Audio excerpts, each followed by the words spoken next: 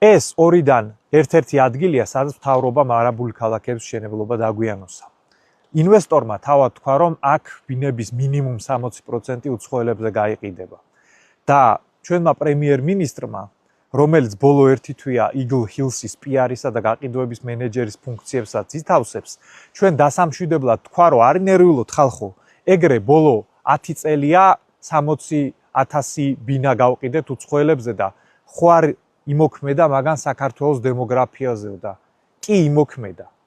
საქსტატის მონაცემებით ოფიციალურად საქართველოში მაცხოვრებელთა 10%-მდე უკვე უცხო ქვეყნის მოქალაქე, მიგრანტია და ეგ ციფრი მხოლოდ იზრდება.